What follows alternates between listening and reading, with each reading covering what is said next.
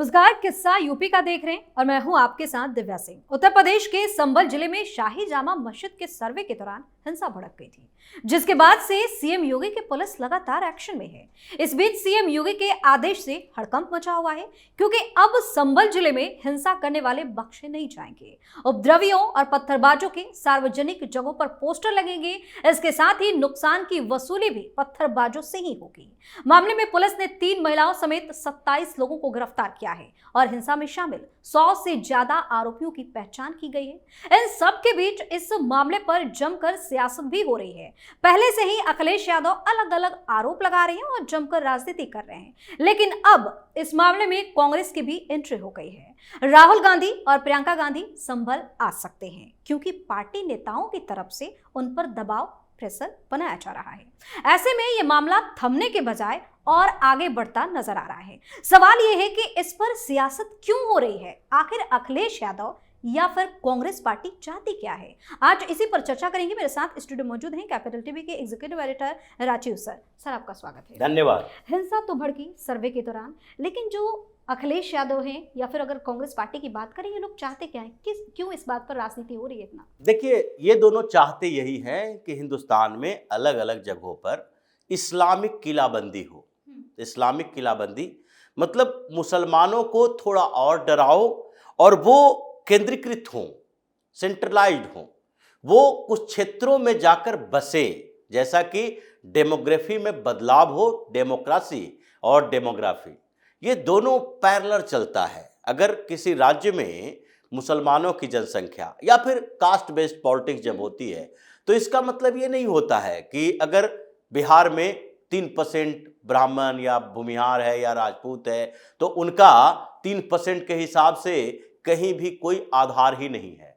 वो अगर 4-5 डिस्ट्रिक्ट में संकेंद्रित है तो इसका मतलब है 4-5 लोकसभा क्षेत्र और उससे जुड़े हुए 35-37 विधानसभा क्षेत्र में उसका प्रभाव ऐसा है कि उसको आप इग्नोर नहीं कर सकते। मुसलमानों ने समझा है कि डेमोक्रेसी और डेमोग्राफी ये दोनों जब चलता है तो परसेंटेज सिर्फ नहीं देखा जाता। उत्तर प्रदेश की स्थिति है, उत्तर प्रदेश में पूरे यूपी में अगर देखा जाए 80 लोकसभा सीटों पर हर जगह पर अगर मुसलमान जितना है, यहाँ अगर 3 करोड़ मुसलमान है तो 80 लोकसभा सीटों में अगर इसका आसपास में एक इक्वल डिस्ट्रीब्यूशन होता तो फिर हर जगह इनकी राजनीतिक औकात शून्य होती।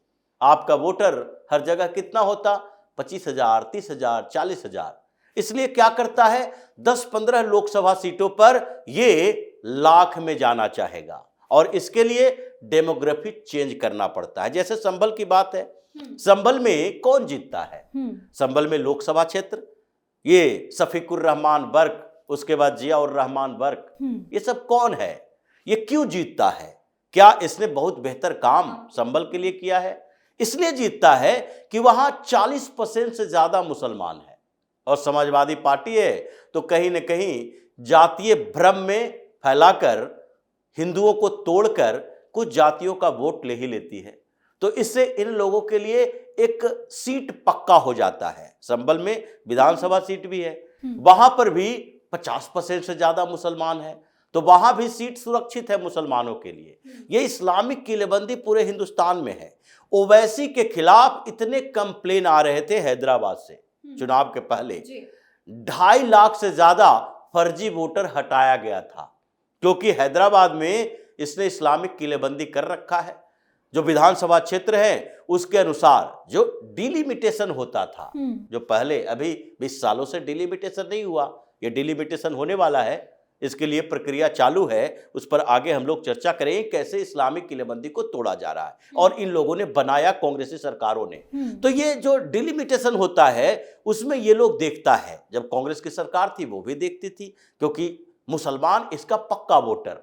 अब उस समय समझते थे कि कोई दूसरा इसमें सेंधमारी नहीं कर सकता। बाद में कांग्रेस का एक भ्रम टूटा, क्योंकि मुसलमान किसी का सगा नहीं हो सकता, तो कभी सपा में, कभी राजद में कांग्रेस को छोड़ दिया, कभी समाजवादी पार्टी अखिलेश यादव। आज ये 2 मिनट के लिए कुछ विरोध में बयान देकर देखे, औकात है तो एक बार देके फिर बसपा को वोट करने लगेगा मुसलमान या कांग्रेस को वोट करने लगेगा। अखिलेश यादव की पूरी औकात पता चल जाए कि हमारा सगा है कि नहीं। ये किसी का सगा नहीं हो सकता। ये टारगेट शिफ्ट करता है, टारगेट शिफ्टिंग है इसकी। पहले टारगेट किया कांग्रेस को, सबसे बड़ी पार्टी है और यही सत्ता में रहेगी, तो इसके साथ लगे रहो और इस पर दबाव बनाए रहो, किसी तरह से पॉलिटिकल प्रेशर ऐसा क्रिएट करो कि ये हमसे दूर ना जा सके। कांग्रेस को लगा कि अब हमारी पोल खुल रही है, चारों तरफ ये चल रहा है कि ये मुस्लिम तुष्टीकरण की राजनीति करता है, तो थोड़ा सा हिंदुओं की तरफ घुसा। और कांग्रेस पार्टी में क्षेत्रीय छत्रप हुआ करते थे। हर स्टेट में इन लोगों ने कुछ ऐसे नेताओं को उभारा था जो दलित लीडर हैं, जो ओबीसी के लीडर हैं, जो फॉरवर्ड के लीडर है। बिहार में वही एक फॉरवर्ड लीडर अध्यक्ष बना देगा, बीच में जगजीवन राम का नाम घुसा देगा कि चलो ये दलित के लीडर है। ये रामलखन यादव बना देगा एक बड़ा नेता कि रामलखन यादव कांग्रेस के बड़े नेता है तो वही यादवों के नेता है।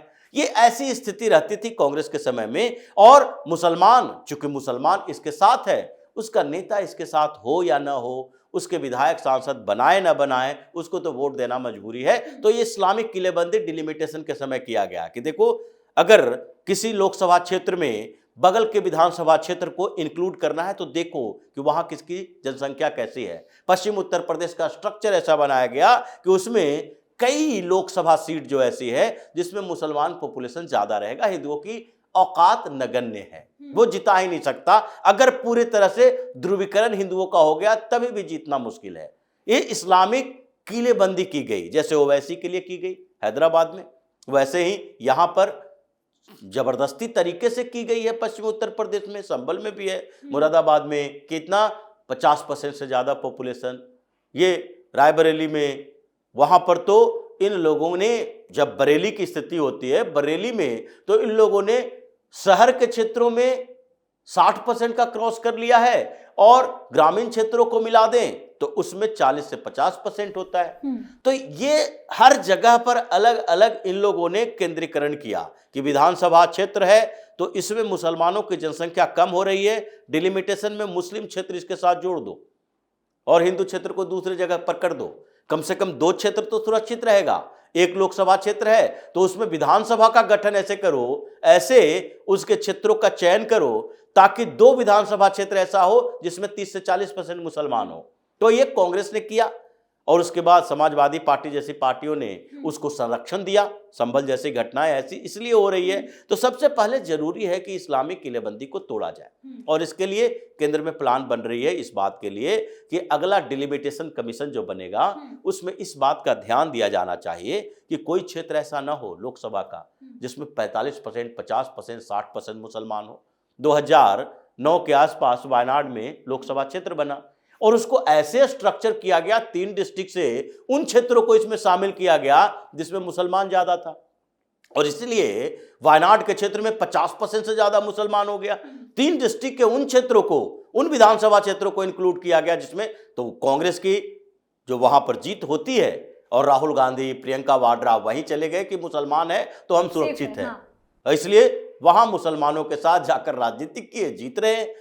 तो ये पूरे उत्तर प्रदेश में भी है और योगी आदित्यनाथ इस बात को टारगेट करके रखे हैं। यूपी में जो कांग्रेस के लीडर हैं उनके तरफ से क्यों राहुल गांधी पर प्रेशर बनाया जा रहा है कि आप संभल आइए और इसमें इन्वॉल्व इन लोगों को लगता है कि राहुल गांधी हमारे ऐसे नेता हैं जिसको यहां पर लाया जा सकता है तो मुसलमान कांग्रेस के प्रति अट्रैक्ट होंगे। जैसे अभी पूरी तरह से कांग्रेस वहां निर्भर है समाजवादी पार्टी पर। समाजवादी पार्टी के साथ गठबंधन टूटा नहीं कि मुसलमान समाजवादी पार्टी की तरफ, कांग्रेस 0 पर आउट हो जाएगी। तो इसलिए इमरान मसूद कह रहा है कि देखो भाई हम लोग तो जाएंगे, प्रियंका वाड्रा जाएंगी, राहुल गांधी जाएंगे, हम लोग जाने की प्लानिंग कर रहे हैं। अगर योगी की हिम्मत है तो वो गोली मारे हम लोगों को भी, जैसे 6 लोगों को मार दिया।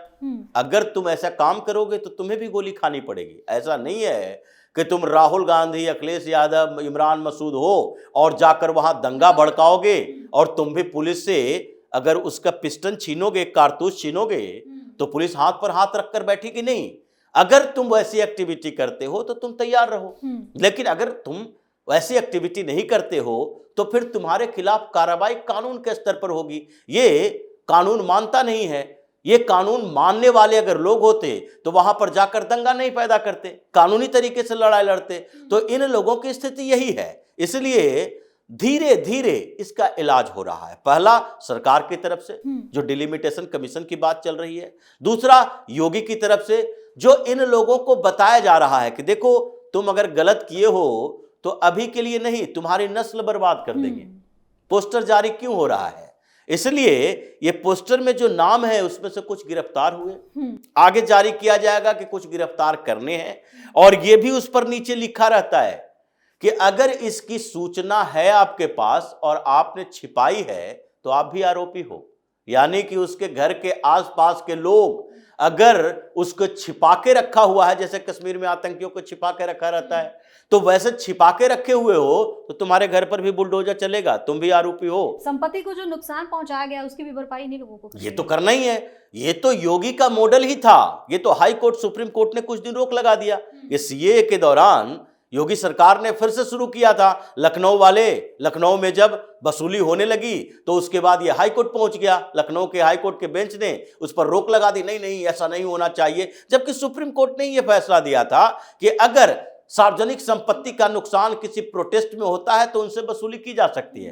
राजनीतिक पॉलिटिकल प्रोटेस्ट में भी होता है तो उस पॉलिटिकल पार्टी से वसूली करो, तो इसमें भी वसूली होगी। और वसूली किससे होगी? ये वर्ग से होगी। वसूली किससे होगी? ये शौकत से होगी। इन लोगों से वसूली तो होनी है, और ये जितने नुकसान हो रहा है सबकी वसूली होनी है, लेकिन वसूली के साथ इन लोगों को सूद मूल के साथ देना पड़ेगा। ये सिर्फ संपत्ति की बात नहीं है, ये प्रॉपर्टी की बात नहीं है। ये लोग तो मानते हैं पेट्रोल डॉलर आ रहा है, अरब से पैसे आ रहे हैं, हिंदुस्तान में ऐसे ही राजनीति करो, हंगामा करो, लड़ाई झगड़ा करो और ये दिखाते रहो कि हिंदुस्तान में मुसलमान है। लेकिन ये एक्शन का दूसरा प्लान अभी हिंदुओं का जो है वो जो चल रहा है, गड़बड़ी इन लोगों की परेशानी उस बात पे है कि सरकार को तो किसी तरह से थोड़ा थोड़ा झेल लेंगे, लेकिन इनको कैसे झेलेंगे? हम उत्तर प्रदेश में 3 करोड़ हैं और ये लोग जब एक साथ हम लोगों का बाइकआउट करेगा, हम लोगों के खिलाफ जाएगा, हम दंगा करने निकलेंगे, वो भी निकलेगा, तो फिर हमारे हाथों में पत्थर है तो हम कितने हैं? अगर पूरे हिंदुस्तान में तुम 20 करोड़ पत्थर उठा के चलोगे तो 85 करोड़ पत्थर तुम्हारे तरफ चलेगा। अगर तुम फूंक रहे हो तो यहां तूफान चलेगा तुम्हारे तरफ, तो तुम कैसे बच पाओगे? इसलिए संविधान, लोकतंत्र, कानून व्यवस्था, इसका पालन करते हुए जो प्रोटेस्ट करना है शांतिपूर्ण तरीके से करो, जो कानूनी लड़ाई लड़नी है शांतिपूर्ण तरीके से लड़ो। अगर हिंदुओं ने ये माना है कि अगर किसी मस्जिद पर विवाद है, 1-2 नहीं है, ये 2500 से ज्यादा है, ये अलग अलग जगहों पर है, जो भी 12वीं शताब्दी के बाद से जो मस्जिद बड़े बड़े बने हैं वो सारी बड़ी मस्जिदों पर कहीं ना कहीं विवाद है, लेकिन हिंदुओं ने क्या सबको ध्वस्त करना शुरू कर दिया? हमारे सेंटीमेंट से जुड़ा हुआ था अयोध्या में बाबरी मस्जिद, तो उस पर हमला किया गया। अगर ये लोग नहीं मानेंगे तो काशी और मथुरा में भी सेंटीमेंट से ज्यादा जुड़ा हुआ है तो उसमें हमला किया जाएगा, क्योंकि पूरे दुनिया में अगर हिंदुस्तान की पहचान हिंदुत्व को लेकर है, सनातन धर्म को लेकर है, तो दुनिया के किसी भी जगह से लोग आएगा तो हिंदुस्तान आएगा तो वो जानेगा कि देखो बाबा शिव की नगरी कहाँ है, भाई काशी है, तो वहां काशी विश्वनाथ मंदिर होना चाहिए। ये ज्ञान पापी मस्जिद कहां से आ जाएगा? अगर लोग, ये पूरा इस्कॉन चल रहा है पूरी दुनिया में, अफ्रीका तक में हरे रामा हरे कृष्णा करते हुए लोग चल रहे हैं, अगर कहीं से भी अफ्रीका से भी लोग आएगा तो कहां जाएगा? हरे रामा हरे कृष्णा के लिए भगवान श्री कृष्ण की धरती जाएगा, मथुरा वृंदावन जाएगा और वहां इतना बड़ा शाहिद गाह मस्जिद देखेगा।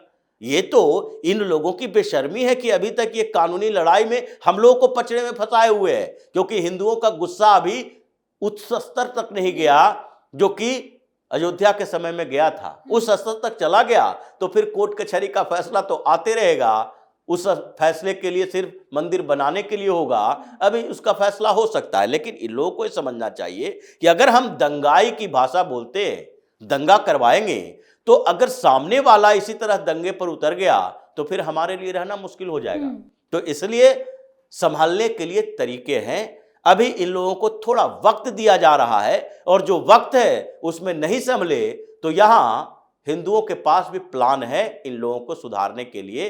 अब पहले वाली सरकारें नहीं है, व्यवस्थाएं नहीं है और पहले वाले हिंदू भी नहीं है जो गंगा जमुनी करके ये भाईचारा की बात हमेशा करते रहे। जी, बहुत बहुत धन्यवाद सर तमाम जानकारी। धन्यवाद। तो संभल में योगी सरकार बड़े एक्शन की तैयारी में है और जिस तरह का आदेश सामने आया है उसके बाद से इन कट्टरपंथियों में भगदड़ मची हुई है, क्योंकि अब इस हिंसा से जुड़े कोई भी दंगाई बच नहीं पाएंगे। एक एक कर सबका तगड़ा इलाज होगा जिससे इनकी रूह कांप जाएगी। किस्सा यूपी का में आज के लिए इतना ही। अगर आपने अभी तक हमारे चैनल को सब्सक्राइब नहीं किया है तो सब्सक्राइब कर लीजिए, हमारे वीडियो को लाइक कीजिए, शेयर कीजिए, हमारे वीडियो पर कमेंट करके जरूर बताएं कि आपको हमारी खबर कैसी लगी। धन्यवाद।